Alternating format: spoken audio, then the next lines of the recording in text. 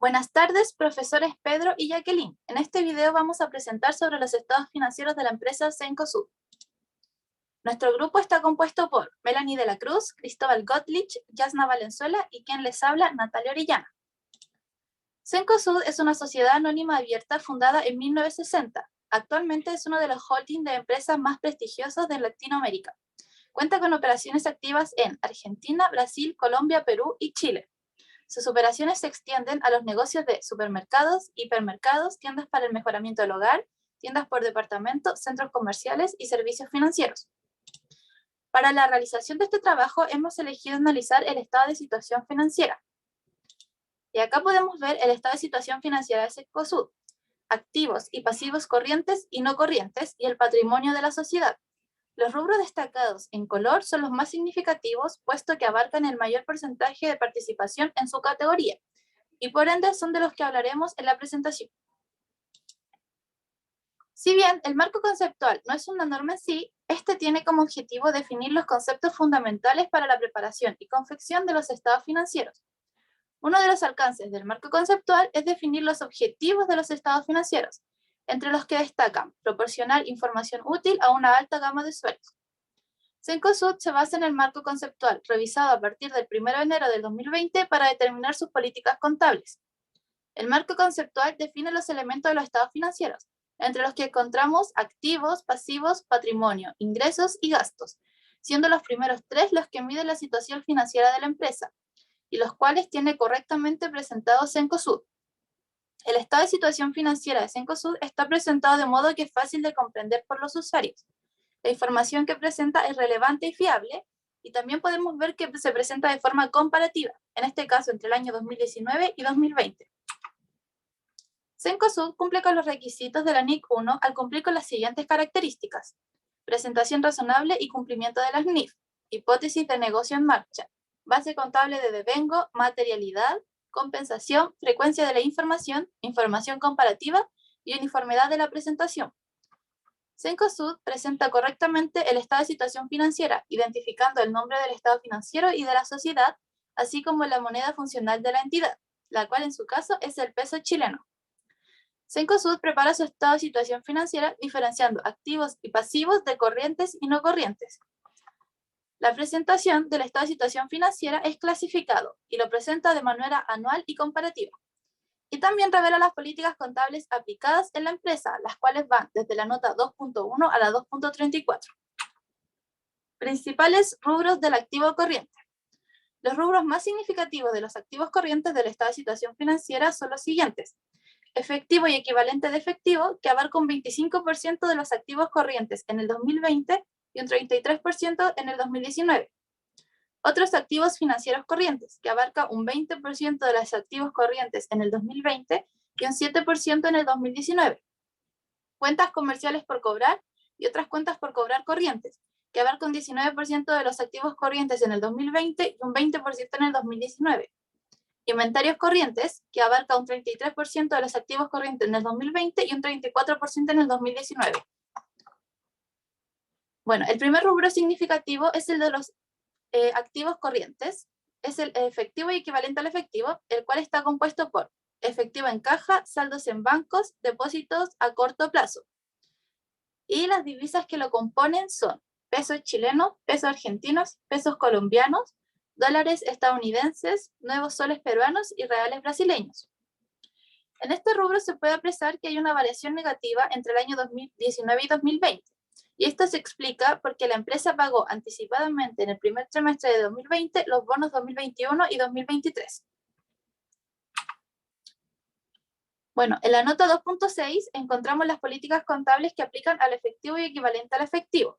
Y nos dice que este rubro está compuesto por efectivo en caja, depósitos a plazos en entidades de crédito, otras inversiones a corto plazo de gran liquidez con un vencimiento original de 3 meses o menos, y sobregiros bancarios. En el estado de situación financiera, los sobregiros de existir se clasifican como préstamos bancarios en otros pasivos financieros corrientes.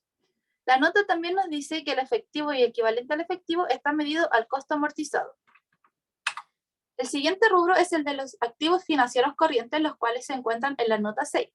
La composición de este rubro incluye cuotas en fondos mutuos y otros activos financieros corrientes.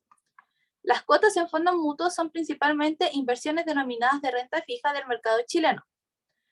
En este rubro se ve que hay un incremento y se explica que porque hubieron mayores inversiones en fondos mutuos durante el año. Y ahora le paso la palabra a mi compañera Yasna Valenzuela. Las cuentas comerciales por cobrar y otras cuentas por cobrar corriente se componen por cuentas comerciales netos corrientes, deudores de tarjetas de crédito neto, documentos y otras cuentas por cobrar neto corriente. En este rubro hay una disminución en el CLP de 117.061 millones, debido a las dificultades de pago de localidades del centro comercial ofrecidos por una porción de las deudas generadas en Chile durante el cuarto trimestre del año 2019, luego del movimiento social. En estas diapositivas se puede apreciar las cuentas por vencer y vencidas, ambas de un plazo mayor de 3 meses y menor de 12 meses. Las cuentas comerciales por cobrar se reconocen inicialmente por su valor razonable, valor nominal que incluye el interés implícito, y posteriormente por su costo amortizado, de acuerdo con el método del tipo de interés efectivo, menos la provisión por pérdida y deterioro del valor. Debido a la naturaleza del corto plazo de los deudores comerciales y otras cuentas por cobrar, su valor en libro se considera igual a su valor razonable. Los inventarios corrientes, el precio de adquisición o costo de producción de inventarios netos se desarrolla en el siguiente cuadro, al 31 de diciembre del 2020 y 2019. El monto incluido en la línea Argentina, economía hiperinflacionaria, corresponde al ajuste por inflación del ejercicio de reexpresar los inventarios en moneda corriente del mismo poder adquisitivo de la fecha de cierre. En este rubro hay una disminución debida principalmente por la optimización de las compras de mercaderías importadas en la región. Realizando un cruce de información con la entrega de la sociedad y la que pide la NIC-DOC que se revele en los estados de situación financiera, podemos decir lo siguiente. Las existencias de Cencosud están valorizadas al menor valor entre el precio de adquisición o costo de producción y el valor neto realizable. Los descuentos comerciales, las rebajas obtenidas y otras partidas similares se deducen en la determinación del precio de adquisición. Los costos del inventario comprenden todos los costos relacionados con la adquisición, transformación de estas, así como otros costos en los que hayan incurrido para darle su condición y ubicación actual, entre los cuales se incluye el costo de materiales consumidos, mano de obra y gasto de fabricación. Cencosud determina el costo del inventario utilizando el método de costo promedio ponderado. La sociedad reconoce como gasto el costo de la existencia vendida en el periodo. Los principales rubros del activo no corriente son los siguientes. Plusvalía, ya que abarca el 13% de los activos no corrientes en el 2020 y en el 2019. Propiedad, planta y equipo, que abarca el 35% de los activos no corrientes en el año 2020 y 38% en el 2019. Propiedades de inversión, que abarca el 36% de los activos no corrientes en el 2020 y 32% en el 2019. En primer lugar, la plusvalía representa el exceso del costo de adquisición sobre el valor razonable de la participación del grupo en que los activos netos identificables de la subsidiaria adquieren a la fecha de adquisición. En este rubro hay una disminución del CLP de 54.513 millones explicado por la disminución del tipo de cambio del real respecto al CLP. Ahora Melanie seguirá hablando de los activos no corrientes. Propiedad, planta y equipo. Nota. Ahora continuaremos con la composición del rubro propiedad, planta y equipo a la fecha de cierre. Las cuentas que los componen son las siguientes: construcciones en curso, terrenos, edificios, planta y equipo, equipamiento de tecnología de la información, instalaciones fijas y accesorios, etc. En este rubro podemos observar que hay una disminución de 509.092 millones, debido a la disminución de derechos de uso y ajuste en las mejoras de los bienes arrendados. Además, se ve una disminución en los activos de construcciones en curso, edificios edificios, terrenos y planta y equipo. Esto se refleja por el efecto de la devaluación del real y el peso argentino respecto al peso chileno. Realizando un cruce de información entregada por la sociedad con la exigida por la NIC 16, podemos apreciar lo siguiente, que los ítems de PPE se valorizan al costo de adquisición, que incluyen los costos adicionales hasta que se produce la puesta en condiciones de funcionamiento del bien, menos la depreciación acumulada y las pérdidas por deterioro. A esto se le llama el método del costo. Las pérdidas por deterioro de valor se registran como gasto en los resultados de la sociedad. Junto con esto, el importe de la depreciación se registra en los resultados del periodo y o en el ejercicio siguiendo el método lineal a partir de la vida útil de los diferentes componentes. El grupo revisa el valor residual, la vida útil y el método de depreciación de las propiedades al cierre de cada ejercicio. Ahora vamos a observar una imagen donde se detalla la depreciación y la vida útil de los componentes de propiedad, planta y equipo de la empresa.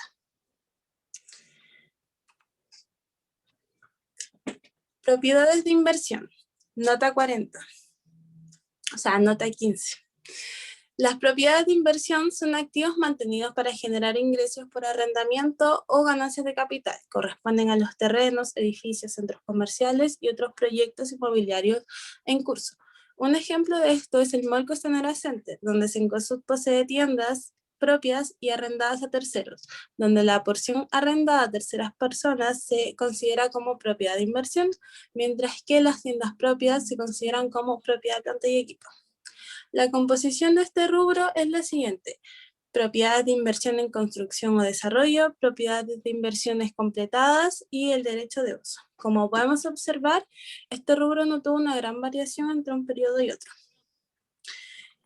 Además, la propiedad de inversión es reconocida inicialmente a su coste de adquisición, lo que incluye principalmente de compra y cualquier otro desembolso directamente atribuible.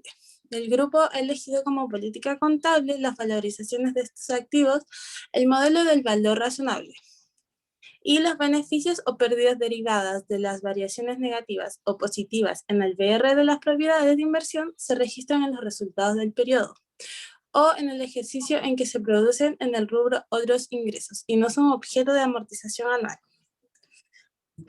Ahora continuamos con los principales rubros del pasivo corriente. En los pasivos corrientes identificamos solamente un rubro significativo, el cual es las cuentas por pagar a entidades relacionadas y otras cuentas por pagar, el que equivale al 82% de los activos corrientes en el año 2020 y el 79% en el año 2019. Las cuentas por pagar a entidades relacionadas y otras cuentas por pagar. El detalle de este rubro es el siguiente: acreedores comerciales y retenciones. Tal como podemos observar, hubo un aumento de 67.290 millones de pesos, y esto se debe principalmente al aumento de los acreedores comerciales por regulación de pagos a proveedores y menores retenciones. Entre los principales proveedores de Cencosud tenemos los que detallaré a continuación: Nestlé Chile S.A., Agrosuper, Alimentos Limitada, Empresas Carosi S.A., Comercial Santa Elena, Embotelladoras Andinas, CCU, entre otros. Las cuentas comerciales y otras cuentas por pagar son reconocidas a su valor nominal, ya que su plazo medio de pago es reducido y no existe una diferencia relevante con su valor razonable.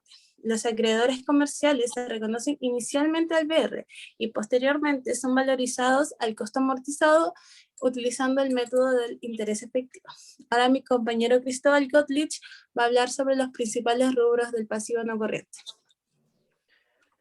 Bueno, los principales rubros del pasivo no corriente tenemos tres que lo componen y abarcan la mayor saldo de este pasivo.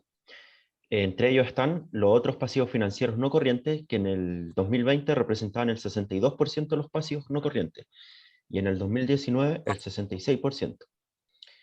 Los pasivos por arrendamientos no corrientes, que en el 2020 y el 2019 representaban el 19% de los pasivos no corrientes. Y por último, los pasivos por impuestos diferidos, que en el 2020 representaban el 16% de los pasivos no corrientes y en el 2019 el 13%. La composición de este rubro para este periodo y el anterior es de obligaciones con bancos, que corresponden a créditos tomados con bancos e instituciones financieras. Obligaciones con el público, que corresponden a bonos colocados en el mercado de valores públicos o entre el público en general. Deuda, compra, Bretas, otros pasivos financieros y deuda M. Rodríguez. Los préstamos, obligaciones con el público y pasivos financieros se reconocen inicialmente con su valor justo, menos los costos de transacción, que son directamente atribuibles a la emisión de estos. Con posterioridad al reconocimiento inicial, se valoran al costo amortizado, utilizando el método de la tasa efectiva. Los pasivos financieros son dados de baja cuando la obligación es cancelada, liquidada o vence. Y la composición de este rubro y el periodo anterior es los que se puede apreciar en la tabla. Y la disminución de este rubro es debido a la absorción de Johnson en Chile y al cierre de París en Perú.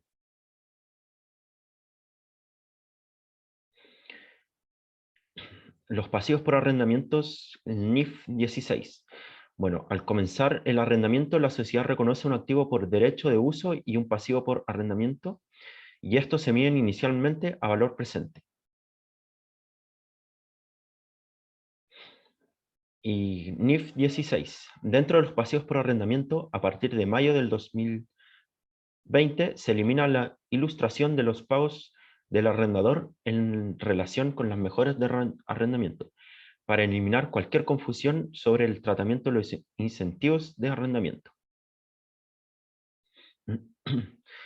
Bueno, la composición de los pasivos por impuesto diferido es de pasivos por impuestos diferidos relativos a propiedades, planta y equipos y propiedades de inversión, pasivos por impuestos diferidos relativos intangibles, y bueno, los que se pueden apreciar en la tabla, que serían pasivos por impuestos diferidos relativos a acumulaciones o devengo, y pasivos por impuestos diferidos relativos o activos por derecho de uso.